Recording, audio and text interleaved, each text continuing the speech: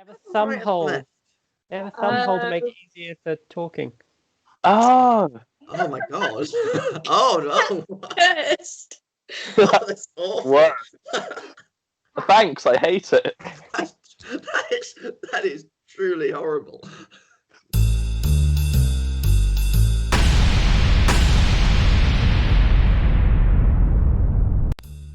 Ladies and gentlemen, welcome to this week's episode of Cast Me Crew. Martin has some sock puppets that speak in the same voice because he forgot to change them, but there are definitely two of them. Anyway, I'm bored of this now. Welcome back to this week's episode. This week we're doing Rapunzel because you guys voted for it on Facebook. Well, a few people did anyway. Okay, I haven't decided who's starting, so I'm going to start again because I forgot. Josh can start. Yes, I'll start this one off. Yes. So, once upon a time, not so long ago, there were two parents, and they were expecting a child. And, as many pregnancies bring, one simple problem occurred. The mother was craving things, and she was craving one very specific thing. Souvenir fridge magnets. She had far too many fridges and just not enough magnets to cover them. They had travelled the world searching for souvenir magnets, and during the course of the pregnancy she was feeling the loss. And every time she opened the fridge to get some more food out, she knew she could still see the white of the plastic cover, and she hated that. She hated it, but they couldn't travel to find any more magnets. And she was lamenting the lack of magnets to her husband, loudly and with a window slightly ajar, so that the friendly neighbourhood sorceress happened to hear her. The sorceress banged on the door and said, "I couldn't help but overhear your very, very loud conversation about your lack of fridge magnets, and I think I might be able to help you out here. You see, I am a connoisseur of internationally sourced fridge magnets." And she opened her duffel coat and revealed layer upon layer of international fridge magnets hung to metal strips. And she said, "I can get you a fridge magnet from anywhere you like." And of course the mother was overjoyed, and she said, "Yes, thank you, I'll have the one from Abu Dhabi." And the sorcerer says, "Well, not so fast. You see, these fridge magnets come at a price. I would like your firstborn child, please."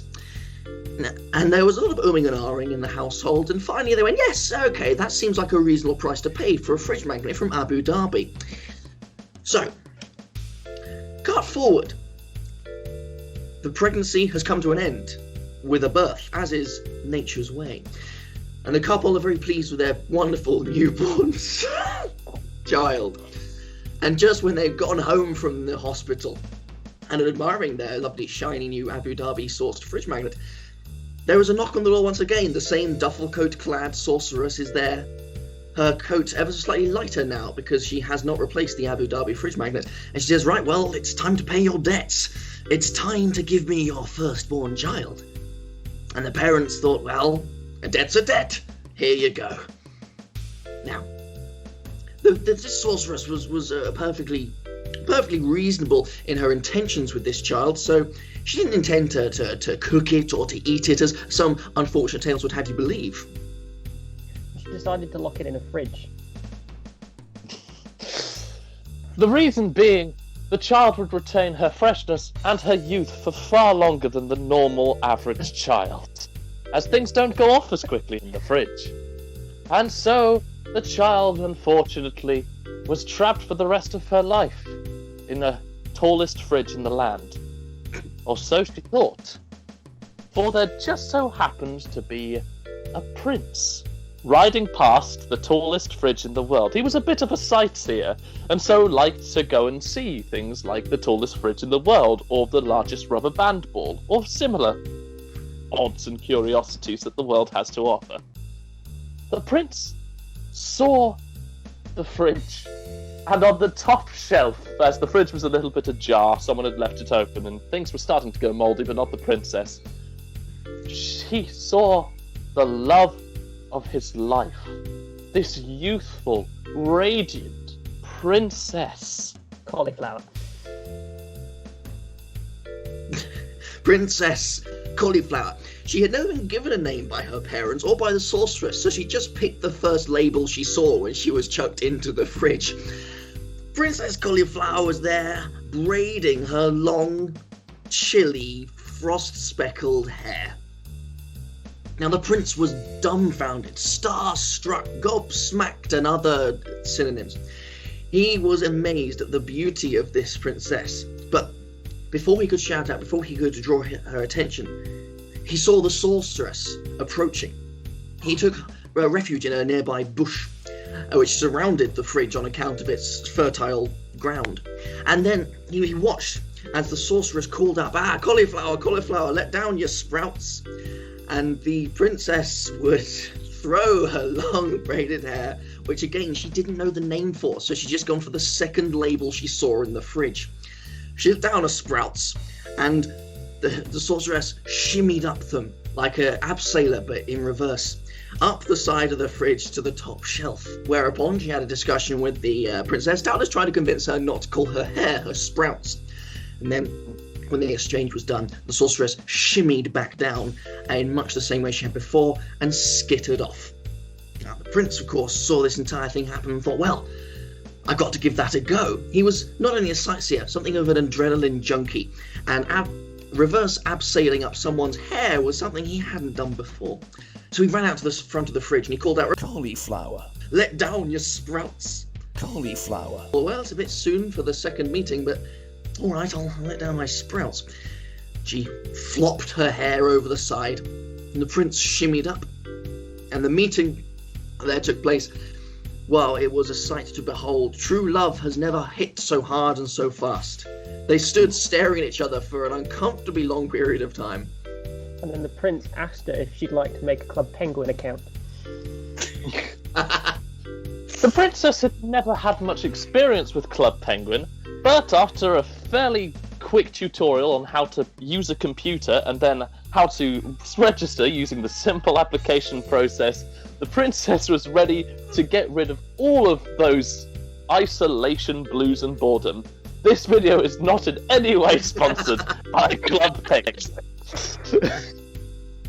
Once they'd set up, they quickly moved on to the next logical stage of their relationship, which is Club Penguin boyfriend and girlfriend.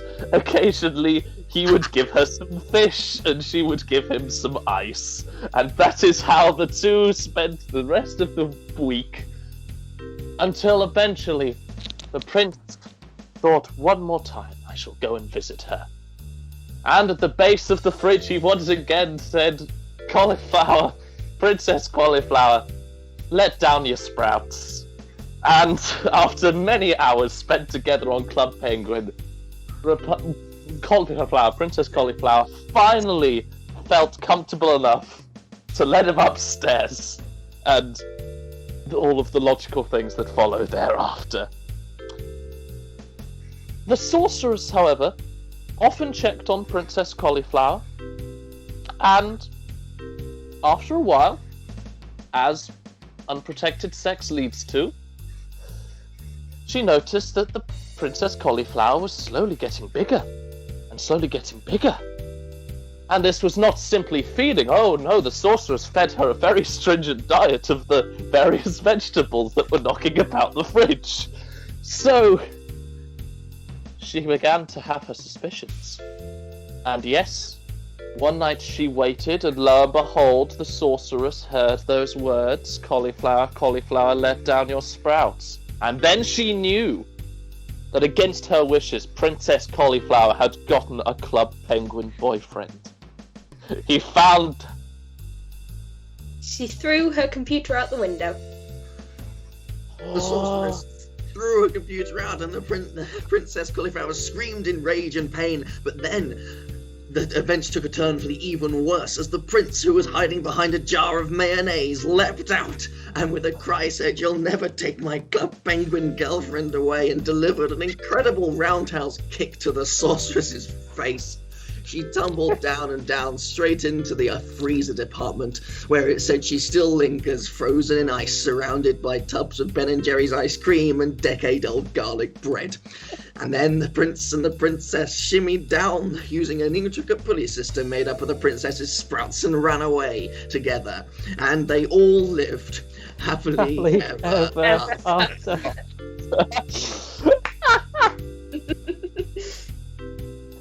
good.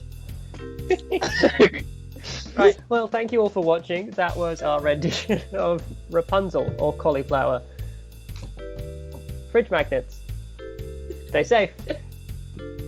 Bye. Bye.